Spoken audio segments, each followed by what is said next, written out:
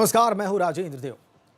आज बात उत्तर प्रदेश के ब्राह्मणों की, ब्राह्मणों पर हो रही राजनीति की, उनको लुभाने की, जो पिछले कुछ दिनों से अचानक राजनीतिक रूप से बहुत महत्वपूर्ण हो गए हैं। कानपुर के बिकरू कांड और उसके बाद उस कांड के आरोपियों और विकास दुबे के एनकाउंटर के बाद विपक्षी दलों ने सरकार पर अपने हमले तेज कर दिए हैं। सबका, लगभग सारे विपक्षी दलों का कहना है कि मौजूदा भाजपा सरकार में प्रदेश के ब्राह्मणों का उत्पीड़न किया जा रहा है, उन्हें निशाना बनाया जा रहा है। हम आपको वो तमाम बयानात दिखाएंगे जो ताजा है हमारे पास, और यूपी शासन के ब्राह्मण मंत्री का जवाब भी दिखाएंगे। लेकिन सवाल यह है कि क्या ये आरोप ठीक है सरकार पर? सवाल यह है कि ब्राह्मण इतना अहम क्यों हो गया अचानक? सवाल यह है कि पिछले कुछ सालों से बीजेपी को निष्ठा से वोट करते आए इस समुदाय में अचानक विपक्ष को संभावनाएं क्यों नजर आने लगी? और सवाल यह भी है कि क्या इस बार ब्राह्मणों के वोटिंग रुझान में कोई परिवर्तन आ सकता है? आज बहस इसी पर, और इस बहस के लिए हमारे साथ जुड़ रहे भारतीय जनता पार्टी के प्रवक्ता ओपी मिश्रा, समाजवादी पार्टी के नेता आईपी सिंह, कांग्रेस नेता राजेश मिश्रा और बीएसपी समर्थक प्रोफेसर सतीश प्रकाश। आप सभी महानुभावों का बहुत स्वागत एबीपी गंगा पर हमारी इस खास शो में। इससे पहले कि हम बहस शुरू करें, 2017 के विधानसभा चुनाव में ब्राह्मण दलित वोटों की बदौलत सत्ता तक पहुंची बीएसपी ने, और उनके सुप्रीमो ने 12 जुलाई को एक ट्वीट करके इसी मुद्दे पर सरकार को निशाने पर लिया। ट्वीट का कंटेंट हमने आपकी स्क्रीन पर रख दिया है। ये लिखती हैं वो, बीएसपी का मानना है कि किसी गलत व्यक्ति के अपराध की सजा के तौर पर उसके पूरे समाज को निशाना बनाना ठीक नहीं, इसलिए कानपुर पुलिस हत्याकांड के दुर्दांत विकास दुबे व उसके गुर्गों के जुर्म को लेकर उसके समाज में भय व आतंक की जो चर्चा गर्म है उसे दूर किया जाना चाहिए। मायावती लिख रही है 12 जुलाई को। बीएसपी का जो मानना है वो उन्होंने बता दिया। लिखा उन्होंने, यूपी सरकार अब खासकर विकास दुबे कांड की आड़ में राजनीति नहीं बल्कि इस संबंध में चीजें करे। ऐसा कोई काम ना करे जिससे अब ब्राह्मण समाज में भी यहां अपने आप को भयभीत, आतंकी और असुरक्षित महसूस किया जाए। इसी मामले से जुड़े कुछ ताजा बयान आपको दिखाते हैं, विपक्ष के भी और सत्ता पक्ष के भी। लेकिन ये सत्य है कि जिस तरह का हालात उत्तर प्रदेश में आज भारतीय जनता पार्टी ने बनाया है, खास वर्ग को निशाना बनाया है, उसका सच पूरा उत्तर प्रदेश जानता है। ये बात सच है कि सोशल मीडिया पे, मीडिया के माध्यम से, कई सारे डिबेट्स के माध्यम से ये बात आ रही है कि उत्तर प्रदेश का ब्राह्मण आज की तारीख में समाजवादी पार्टी की तरफ देख रहा है और भारतीय जनता पार्टी से बहुत नाराज हो गया। अपने राजनीतिक लाभ के लिए समय समय पर ब्राह्मणों को अपमानित करने वाली समाजवादी पार्टी और कांग्रेस या अन्य विरोधी दल के मुंह में एकाएक जगे ब्राह्मण प्रेम को देखकर किसी को भी आश्चर्य होना स्वाभाविक है। जब भी ये राजनीतिक दल सत्ता में रहे हैं, इन्होंने अपने वोट बैंक की राजनीति को पक्का करने के लिए केवल ब्राह्मणों का ही नहीं वरन पूरे हिंदू समाज का अपमान किया है। चलिए बहस की शुरुआत करते हैं। ओपी मिश्रा हमारे साथ हैं, बीजेपी के लीडर। मिश्रा जी, अगर विपक्षी दलों को ब्राह्मण प्रेम हो रहा है, वो ब्राह्मणों के हित में चिंतन कर रहे हैं, तो आपको क्या तकलीफ हो रही है? नहीं राजेंद्र जी, आखिर ब्राह्मणों की इतनी चिंतन क्यों, किस बात पे? नहीं, चिंता क्यों नहीं कर सकते भाई? ये नहीं, आखिर कहाँ शुरू हुई ये चिंता? ये चिंता कब शुरू हुई, किस बात पे शुरू हुई? एक अपराधी मारा गया है उत्तर प्रदेश में और अचानक से ये जातिवाद की राजनीति गर्म कहाँ से हो गई? अपराधी मारा गया है, अपराध किया है और उसको पुलिस ने इनकाउंटर में मारा है। जिस तरह से दूसरे अपराधी मारे जाते हैं, तो इसको लेकर इस तरह से जो एक भ्रामक अफवाहों का बाजार गर्म किया जा रहा है उत्तर प्रदेश में, सोशल मीडिया से लेके और इस तरह के बयानबाजी करके जो राजनीतिक दल जो उत्तर प्रदेश में है, समाजवादी पार्टी और बहुजन समाजवादी पार्टी या वो कांग्रेस हो, आज वो इतने हाशिए पे चले गए हैं कि उनको उत्तर प्रदेश की जनता ने एक विपक्ष की भूमिका के लिए भी नहीं छोड़ा है। तो वो इस तरह के भ्रामक प्रचार में लगे हैं और मैं आपको स्पष्ट शब्दों में कहता हूं कि जहां ये ब्राह्मण और जहां ये किसी जाति सूचक शब्द का इस्तेमाल कर रहे हैं, वो अपराधी का इस्तेमाल क्यों नहीं करते? उत्तर प्रदेश में अपराध खत्म किया जा रहा है, अपराधी मारा जा रहा है, वो किसी जात का नहीं होता। जैसे आतंकवाद का कोई जात धर्म नहीं होता, वैसे ही अपराधी का कोई जात तो ये तो बात ठीक है। तो अगर अपराधी को मारा गया है तो आपको उसको अप्रिशिएट करना चाहिए, उसको ग्लोरीफाई नहीं करना चाहिए। अच्छा ठीक है, आप कह रहे हैं विकास दुबे एनकाउंटर के बाद से आपका चार्ज है कि ये लोग इस तरह से ग्लोरीफाई कर रहे हैं और इसमें जाति ढूंढ रहे हैं। मिश्रा जी, विपक्ष की बात सुनी लीजिए फिर, क्यों ऐसा क्यों कह रहे हैं, और एक के बाद एक सारे विपक्षी दलों की पहले बात आप सुन लीजिए, आपको जवाब देने में और दर्शकों को आपका जवाब समझने में आसानी होगी। आईपी सिंह साहब, अभी हम देख रहे थे पूर्व मंत्री आपकी ही पार्टी के, पिछली सरकार में मंत्री रहे, पढ़े लिखे आदमी हैं, कल इस चर्चा में इसी कार्यक्रम में मौजूद भी थे, हमने उनकी बात को दिखाया। जी। आईपी सिंह साहब, ओपी मिश्रा जी को बताइए कि आप लोगों को क्यों लग रहा है कि ब्राह्मणों पर हमला किया जा रहा है। देखिए, उत्तर प्रदेश के जो मुख्यमंत्री है श्री अजय सिंह बिष्ट, वो ब्राह्मण विरोधी मुख्यमंत्री हैं।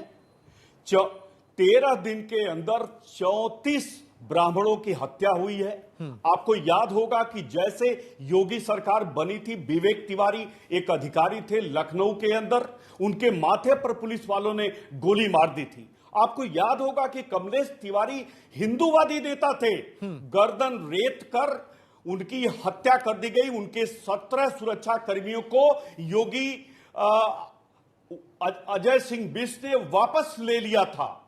उसके बाद देखा जाए, ऊंचाहार रायबरेली में 5 ब्राह्मणों की हत्या हुई। अब तक सबसे ज्यादा अगर उत्तर प्रदेश में देखा जाए तो ब्राह्मण समाज की हत्या हुई है। अरे तो ये तो अपराध का मामला है ना आईपी सिंह साहब। ये सारे उदाहरण जो आपने दिए, धर्म देखकर, ये सारे उदाहरण जो आपने दिए आईपी सिंह साहब, इसमें हो रहे हैं। इसमें सरकार कहां से दोषी? सुन लीजिए, कार्तिकेय मोदी और योगी भक्त था। 16 साल का बच्चा, उसके फेसबुक का 12 मार्च 2018 का उसका अपडेट देखिए, किस तरह से ग्लोरीफाई करता है मोदी जी को, किस तरह वो ग्लोरीफाई वो बच्चा करता है योगी आदित्यनाथ को, और उस बच्चे की निर्मम हत्या कर दी गई।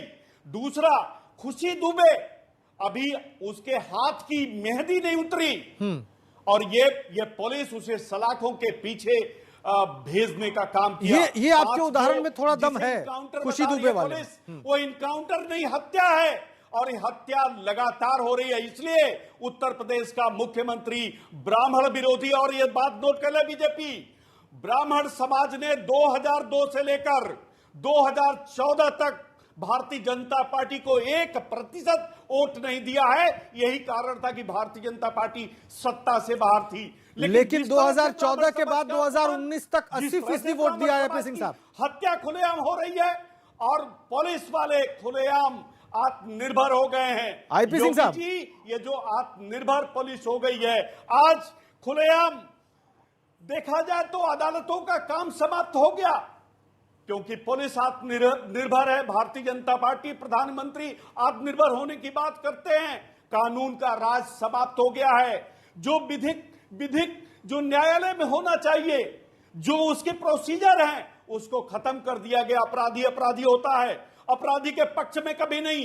लेकिन सबसे बड़ा आतंकवादी इस देश में जब पकड़ा जाता है तो उसे ट्रायल चलता है और उसे फांसी दी जाती है। अफजल गुरु के लिए जब देश की संसद पर वो अटैक करता है, हाँ। तो अफजल गुरु को भी ट्रायल चलता है और उसे फांसी दी जाती है। ये कौन सा कानून है? क्या जरूरत है लोकतंत्र के 34वें स्तंभ का? समाप्त करिए न्यायपालिका, समाप्त दे दीजिए आईपी सिंह साहब, कार्यपालिका और आईपी सिंह साहब, ट्रायल वाली बात आपकी ठीक है। आईपी सिंह साहब, अब मेरा सवाल सुन लीजिए। ट्रायल वाली बात आपकी ठीक है, ट्रायल होना ही चाहिए और जो जुडिशियल प्रोसेस है वही फॉलो किया जाना चाहिए। इसमें किसी को कोई भ्रम नहीं रहना चाहिए और इस पर कोई बहस हो भी नहीं सकती। इस देश में कानून का राज है, कानून का राज ही चलेगा, इसमें कोई दो राय नहीं होनी चाहिए और किसी को कोई भ्रम नहीं होना चाहिए और ये बहस का मंच भी नहीं है उसके लिए। लेकिन जो बात आपने उठाई, जो अपराध के मामले आपने उठाए जिसमें ब्राह्मणों की हत्या हुई या ब्राह्मण पीड़ित रहे, उसमें आप सरकार को या मुख्यमंत्री को कैसे दोषी पाते हैं आईपी सिंह साहब? ये हमारे दर्शकों को बताइए, बहुत कॉन्क्रीट। देखिए, मुख्यमंत्री और उनकी पुलिस एक तरफा कार्रवाई कर रही है। सभी जगह आइडेंटिफाई करके उनके सुपारी किलर पुलिस के अफसर बिठाए गए हैं जो कानून का लिहाज नहीं करते।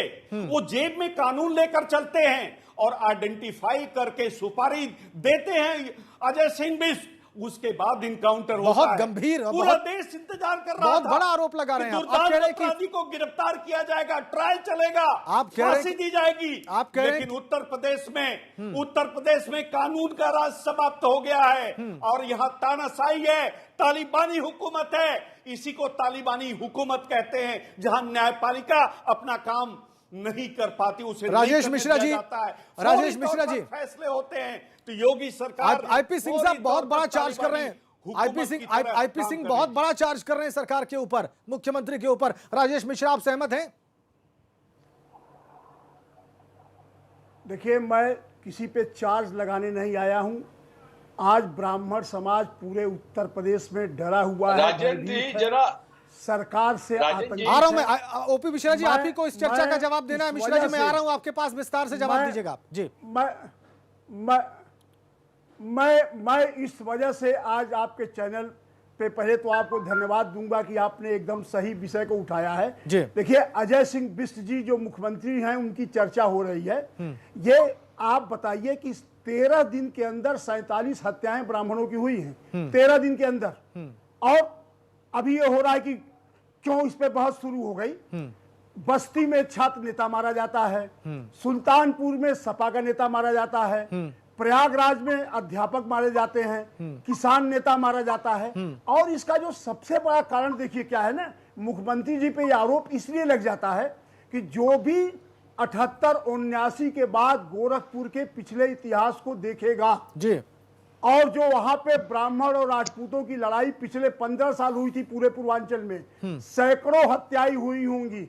और उस समय एक पक्ष का केंद्र इनका जो मठ था गोरखपुर का वही था, वहीं से वो संचालित होता था।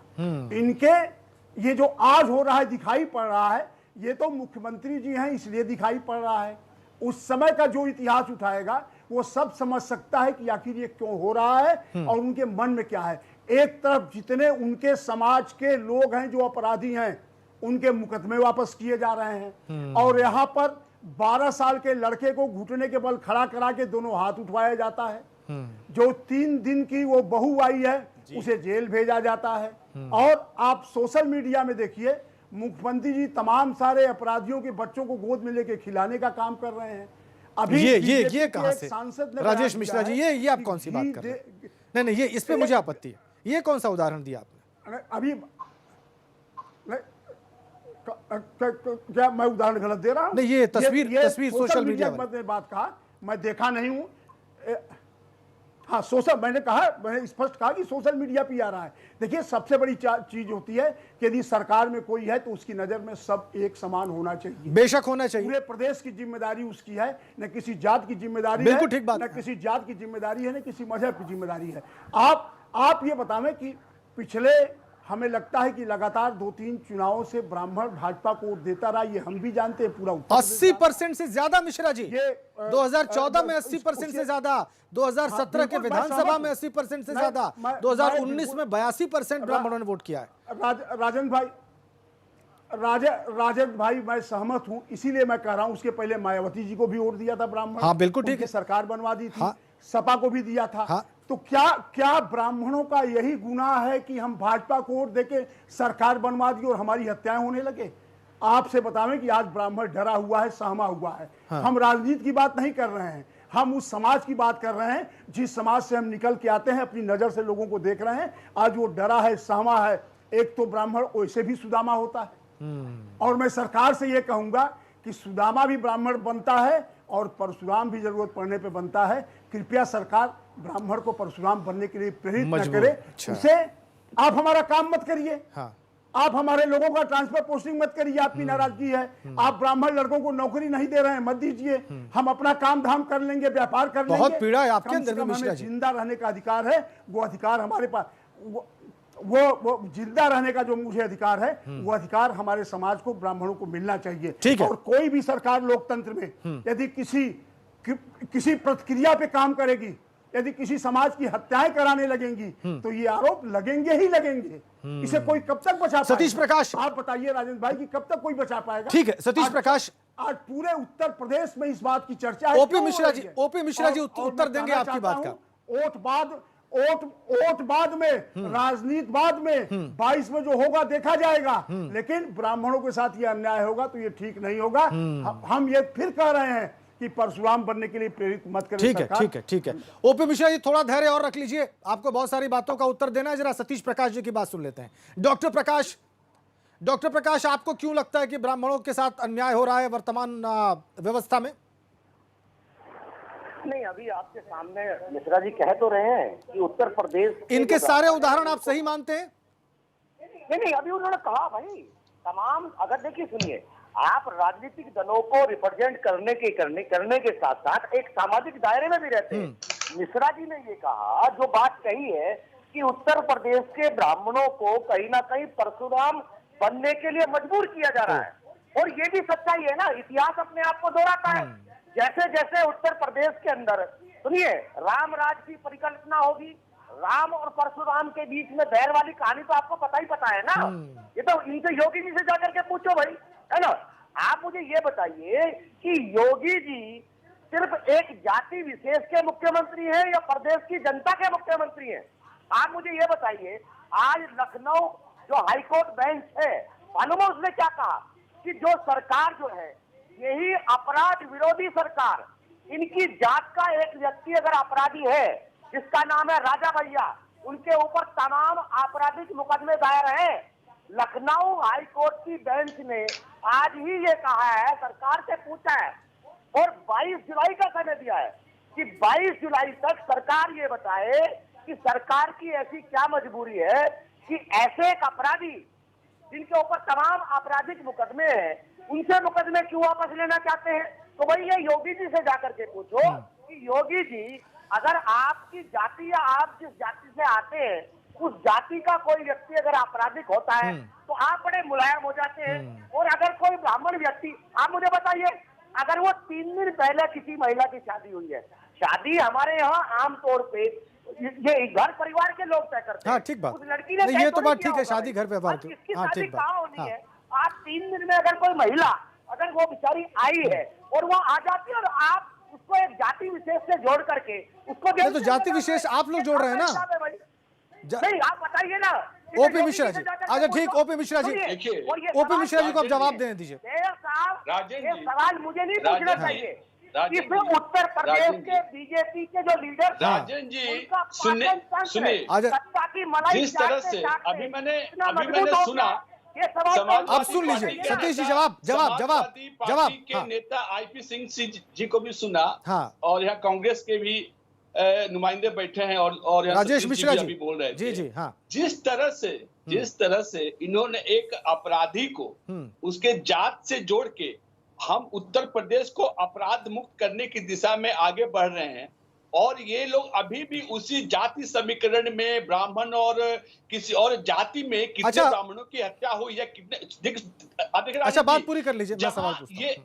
ये अपराध से जुड़े मुद्दों पे अगर अपराधी को नहीं मारा जाएगा तो ये बोलेंगे अपराधी को नहीं मारते हैं, और हमने कहीं किसी अपराधी में जात नहीं देखा है, सरकार ने उसका सफाया किया है, और इसीलिए आज 114 अपराधी मारे गए हैं और 6 से ज्यादा इनकाउंटर हुए हैं। और जिस तरह से समाजवादी पार्टी जिस तरह महिलाओं और जिस तरह के 5 साल गुंडों की इन्होंने सरकार चलाया, जी, गुंडा और मिश्रा जी कुछ कहना चाह रहे हैं, बहुत जल्दी से। राजेश जी, एक सेकंड, राजेश जी कुछ कहना चाह रहे हैं, बहुत जल्दी से राजेश जी। समस्या ये है कि जो विकास दुबे मारा गया है वो समाजवादी पार्टी का सदस्य था, और समाजवादी पार्टी का नेता मारा गया है, इसीलिए बार-बार विकास दुबे का नाम ले रहे हैं। समाजवादी पार्टी का जो विकास दुबे का नाम नहीं लिया। ठीक। उनसे कहना करती है